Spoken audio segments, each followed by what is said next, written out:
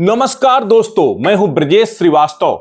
आप देख रहे हैं अपना सबसे पसंदीदा शो टॉक विद ब्रजेश। आज बात होगी पसमानदा मुसलमानों की। उत्तर प्रदेश की सियासत में यूं तो अगर बात किया जाए तो हिंदू मुस्लिम की सियासत होती है, धर्म, जाति और मजहब की सियासत होती है। उत्तर प्रदेश में योगी आदित्यनाथ उत्तर प्रदेश की सत्ता में बैठे हैं। ऐसे में कहा जाता है कि वो हिंदुत्व का चेहरा है और यहां पर जो वोट बैंक है, जो बीजेपी का वोट बैंक है, वो कट्टर हिंदुत्व वाला है। लेकिन बीजेपी ने 2024 के लिए अपना लाइन ऑफ एक्शन चेंज किया है। बीजेपी ने 2024 के लिए अपनी रणनीति में एक बड़ा बदलाव किया है। उस बदलाव के तहत बीजेपी की नजर अब मुस्लिमों के पसमानदा समाज में है। अब सबसे बड़ी बात यह कि वो पसमानदा समाज आखिर है क्या। दरअसल अगर हम सियासत के लिहाज से बात करें तो पसमानदा का अर्थ होता है पिछड़ा हुआ, शोषित, पीड़ित, विपन्न वर्ग। यानी मुस्लिमों में लगभग 85% की आबादी ऐसी है जो पसमानदा समाज से आती है।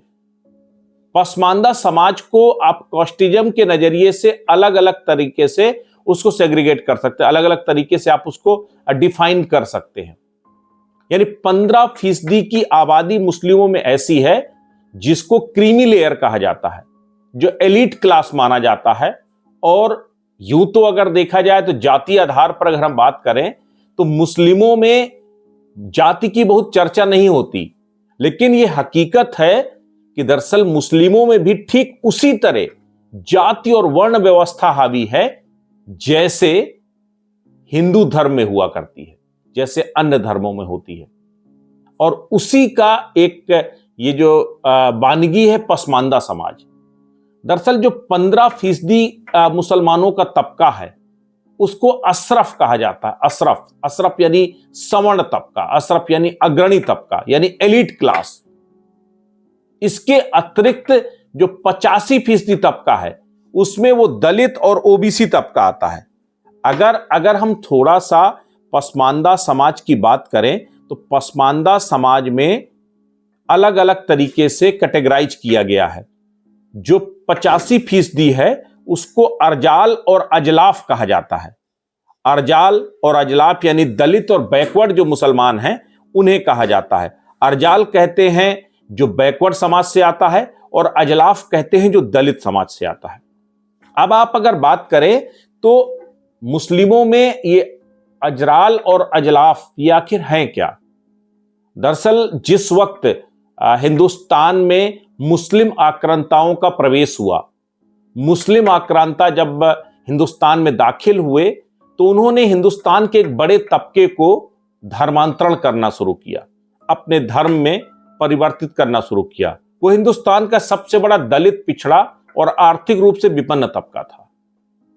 ऐसे में वो इस्लाम तो उन्हें स्वीकार करा लिया गया, लेकिन मानसिक तौर से जो कास्टिज्म था, जो दलित विचारधारा थी या सोच थी मुस्लिमों की, जो कन्वर्ट होने वाले मुस्लिम थे, वो उसे छोड़ नहीं पाए। और जब मुस्लिम धर्म भी उन्होंने स्वीकार कर लिया तब भी उनको कहीं ना कहीं एक तरह से इकोनॉमिकली, सोशली आइसोलेट रखा गया और वही तबका पसमानदा के तौर पर विकसित होता गया। अब सबसे बड़ी बात यह है कि मुस्लिमों के इस बड़े तबके पर बीजेपी की नजर है। बीजेपी ने अपनी जिस तरीके से जो रणनीति में बदलाव किया, बीजेपी की जो बदलती रणनीति थी उसी का हिस्सा था ये पसमानदा समाज पर फोकस करना। और इस बार जब मुख्यमंत्री योगी आदित्यनाथ जब दूसरी बार सत्ता में काबिज हुए तब बीजेपी ने अपने मंत्रिमंडल में फेरबदल करते हुए मुस्लिमों में एक तबके को तवज्जो दी, वो दानिश आजाद के रूप में। दानिश आजाद दरअसल जुलाहा कम्युनिटी मुस्लिम से आते हैं और वो पसमानदा समाज से आते हैं। जो मुस्लिम हैं, जो नाई हैं, जो मल्लाह हैं, जो अलग अलग तरीके के कसाई हैं, वो सारे लोग मुस्लिमों में पसमानदा समाज से आते हैं। और उसी में से एक बड़ा तबका है, जुलाहों का तबका है, वो उसी से आते हैं दानिश आजाद। तो दानिश आजाद को मंत्रिमंडल में शामिल करके बीजेपी ने एक बड़ा दांव चला, क्योंकि उत्तर प्रदेश में एक बड़ी आबादी पसमानदा समाज की है। खास करके पूर्वांचल के हिस्से की अगर बात करें, पूर्वांचल में एक बड़ा हिस्सा है। और केवल उत्तर प्रदेश ही नहीं, उत्तर प्रदेश से लगा हुआ जो आपका बिहार का हिस्सा है, वहां पर भी बड़ी तादाद पसमानदा मुसलमानों की है। इसके साथ अगर आप और आगे जाएंगे तो आपको जितने भी आगे बढ़ते चले जाइए, आप यहां से लेकर के असम तक आपको पसमानदा मुसलमानों की एक बड़ी बेल्ट आपको देखने को मिलेगी, यानी ये बड़ा वोट बैंक है।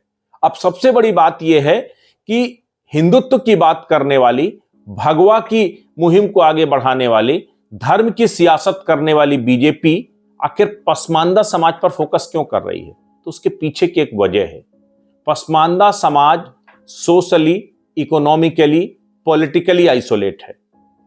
मुस्लिमों का एक बड़ा तबका, मैं आपको एक उदाहरण के तौर पर समझाने की कोशिश करता हूं कि मुस्लिमों में भी वो तमाम आंदोलन चले। यूं तो पसमानदा कि जो है को समाज की मुख्य धारा में लाने का जो आंदोलन है वो 100 साल से इसके लिए आंदोलन चल रहा है।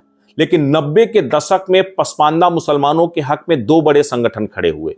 एक था ऑल इंडिया यूनाइटेड मुस्लिम मोर्चा, जिसके नेता एजाज अली हुआ करते थे। इसके अतिरिक्त पटना के अली अनवर, जो ऑल इंडिया पसमानदा मुस्लिम महज नाम का संगठन जिन्होंने खड़ा किया था, उन्होंने भी जबरदस्त तरीके से पसमानदा मुस्लिमों के हितों की बात करने के लिए अपने आंदोलन को आगे बढ़ाया। लेकिन जो सबसे बड़ी बात यह है कि मुस्लिमों की वो तमाम संगठन हैं जो पॉलिटिकली एक तरह से सौदा करते हैं। सौदा मतलब वो जो मुस्लिमों की ठेकेदारी करने वाले वो तमाम संगठन हैं, वो सभी संगठन ज्यादातर मुस्लिमों के उस अशरफ कम्युनिटी से आते हैं, मुस्लिमों के उस उच्च वर्ग से आते हैं। कई किताबों में इसका जिक्र है, कई आपको प्रैक्टिकली आपको देखने को मिलेगा कि जो अशरफ मुस्लिमों ने देश के तमाम मुस्लिम संगठनों पर अपना वर्चस्व बना रखा है। देश के जो आला मुस्लिम संगठन है उनमें कुछ का जिक्र भी करना चाहूंगा। उसमें से जमाते उलेमा हिंद उत्तर प्रदेश में काफी सक्रिय है। जमाते Ulema Hind, Jamaat Islami, all India Muslim personal law board, Idara Sharia, ये सब जो संस्थाएं हैं, ये जब जो संगठन है, ये सब कहीं ना कहीं उस 15% को रिप्रेजेंट करती हैं, अशरफ कम्युनिटी को रिप्रेजेंट करती हैं। यही नहीं, जो सरकार द्वारा संस्थाएं चलाई गई, फिर चाहे एएमयू हो यानी अलीगढ़ मुस्लिम यूनिवर्सिटी हो, जामिया मिलिया इस्लामिया हो, Maulana Azad education foundation academy हो, तो ये सभी एकेडमी, ये सभी ऑर्गेनाइजेशन सीधे तौर पर कहीं ना कहीं उस 15% की आबादी को कनेक्ट करते हैं, उन्हें रिलेट करते हैं। उस 15% की नुमाइंदगी में 85% तबका चलता है या उनके इशारे पर वोट देता है। लेकिन अब बीजेपी की नजर इस 85% पर है, क्योंकि न सिर्फ सामाजिक तौर पर, आर्थिक तौर पर और राजनीतिक तौर पर पिछड़ा हुआ यह तबका समाज में मुख्य धारा में आने के लिए संघर्ष कर रहा है। और बीजेपी ने अब इसी दुखती रग को दबाने का काम किया है, दुखती रग को जो है कहीं ना कहीं उभारने का काम किया है। सबसे बड़ी बात यह है कि पसमानदा समाज का ये जो पूरा तबका है, जो केंद्र सरकार से लेकर राज्य सरकार तक की वो तमाम योजनाएं हैं, जो ये वो तमाम योजनाएं उस अंत्योदय को एक तरह से दृष्टिगत रख करके चलाई गई हैं।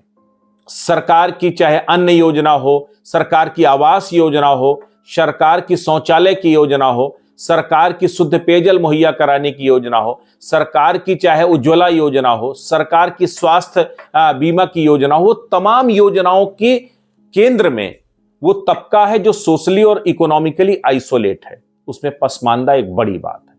और सबसे बड़ी बात है, बेनिफिशियरी कौन है? बेनिफिशियरी भी यही तबका है। इस कोरोना काल में भी हम लोगों ने देखा कि सबसे ज्यादा अगर मदद किसी ने लिया तो वो इसी तबके ने लिया। तो अब कुल मिलाकर जब सरकार का फोकस अंत्योदय की योजनाओं के जरिए उस सोशली और इकोनॉमिकली आइसोलेट तबके पर है, उसमें पसमानदा उसकी पहली पसंद है। और यही वजह है कि उत्तर प्रदेश के अलग अलग इलाकों में पसमानदा आंदोलन हो रहे, माफ कीजिएगा, पसमानदा के सम्मेलन हो रहे हैं।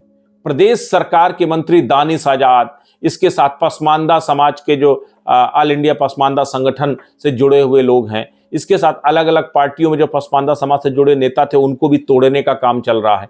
इन सब चीजों के जरिए बीजेपी की कोशिश उस मुस्लिमों के उस बड़े तबके पर फोकस करने की है, उन्हें सामाजिक तौर पर, आर्थिक तौर पर, शैक्षणिक तौर पर, राजनीतिक तौर पर जो है इनको आगे लेकर के आने की है और इनको आगे ला करके एक बड़े वोट बैंक पर कब्जा करने की है। अगर ऐसा हुआ तो 2024 में तमाम पार्टियों की सियासत खत्म होने की कगार पर आ जाएगी। आप तेलंगाना से शुरू कर दीजिए, आप तेलंगाना उठा लीजिए, पश्चिम बंगाल उठा लीजिए, तमिलनाडु उठा लीजिए, आंध्र प्रदेश ले लीजिए, आप उसके राजस्थान ले लीजिए, मध्य प्रदेश चले आइए, बिहार आ जाइए, उत्तर प्रदेश में अगर आप आएंगे तो समाजवादी पार्टी का जो माई फंक्शन है, मुस्लिम और यादव गठजोड़ है, उसमें पसमानदा की एक बड़ी बड़ी तादाद है। अगर वो टूटता है तो समाजवादी पार्टी को बड़ा फर्क पड़ेगा। मायावती इस वक्त लगातार फोकस कर रही हैं उन पसमानदा समाज के जो है उन तमाम मुस्लिमों को जोड़ करके जो है DY सेगमेंट पर काम कर रही है, उस समीकरण को आगे बढ़ाने की कोशिशों में है। तो ये सब कहीं ना कहीं प्रभावित होंगे। इसीलिए प्रधानमंत्री नरेंद्र मोदी ने कहा कि अब वक्त आ गया है जब मुस्लिमों में सोशल इंजीनियरिंग की जरूरत है। आपको सोशल इंजीनियरिंग के जरिए समाज के कुछ खास तबकों को आगे लाने की जरूरत है और अब बीजेपी और RSS उसी टास्क में लगे हैं। RSS प्रमुख मोहन भागवत मुस्लिमों के सम्मेलनों में जाने लगे हैं, जिन्हें टोपी से कभी जो है एक तरह से ऐतराज हुआ करता था, हिकारत थी जो है, आज वो टोपी और टीका का जो है मिलन कराने में लगे हैं, टीका और टोपी की सियासत आगे बढ़ाने में लगे हैं। तो जाहिर तौर पर बीजेपी और RSS के एजेंडे में पसमानदा है और ये पसमानदा पर बीजेपी का फोकस बाकी विपक्षी दलों के लिए एक बड़ी चिंता है। कांग्रेस से लेकर के आम आदमी पार्टी तक सभी कहीं ना कहीं पसमानदा को फोकस में रख करके वो सियासत करते हैं, लेकिन बीजेपी अब उन्हें अपने कब्जे में करने में लगी। अगर ऐसा हुआ तो 2024 की सियासत बदलने वाली है। उत्तर प्रदेश में 3 चुनाव बेहद अहम है। खतौली का चुनाव, रामपुर का चुनाव, रामपुर आजम खान ओरिएंटेड, और आजम खान, अगर हम रामपुर की बात करें तो रामपुर में पसमानदा समाज की एक बड़ी आबादी है और सबसे बड़ी बात यह है कि बीजेपी ने आजम खान पर जो नकेल कसी, उस नकेल कसने में यह कहा गया कि आजम खान ने दरअसल जिसका शोषण किया है, सबसे ज्यादा जिन पर जुल्म किया है, वो पसमानदा समाज है। तो उसके जरिए बीजेपी अब आजम खान को घेर रही है, आसिम रजा को घेर रही है, वो तमाम पसमानदा समाज के मुस्लिम नेताओं को बीजेपी अपने साथ जोड़ रही है। मैनपुरी में जो है, मैनपुरी में भी मुस्लिमों का एक खास तबका है जिसको बीजेपी अपने कब्जे में करने में लगी हुई है। तो ये वो तमाम समीकरण हैं जो आगे आने वाले समय में सियासत को अपने तरीके से तय करेंगे। लेकिन एक बात समझ के चलिए कि जो सैयदिज्म है, दरअसल जो पूरा दलितों का पसमानदा आंदोलन है, इसको सैयदिज्म कहा जाता है, यानी जो पिछड़ापन है मुस्लिमों का, उसे जो है सैयदिज्म कहते हैं। इसको खत्म करने के लिए बीजेपी ने जो बड़ा दांव चला है, वो इस पूरे चुनाव में, जो आने वाले चुनाव हैं, उसमें बड़े लेवल पर गेम चेंजर साबित हो सकता है। तो जो बीजेपी की योजना है कितनी सफल होगी तो आने वाले वक्त पता चलेगा। लेकिन इतना तो तय है कि अब जो मुस्लिमों पर एक छत्र, एकाधिकार होने का दावा करते थे राजनीतिक दल, इस समय उनकी चूलें हिली हुई हैं, उन्हें बेचैनी बढ़ी हुई है। और ये बेचैनी अब नतीजों में कितना बदलेगी, ये देखने वाली बात होगी। तो आपको हमारा विश्लेषण कैसा लगा, कृपया कमेंट करके जरूर बताएं और हमारे इस पेज को लाइक और सब्सक्राइब जरूर करें। नमस्कार।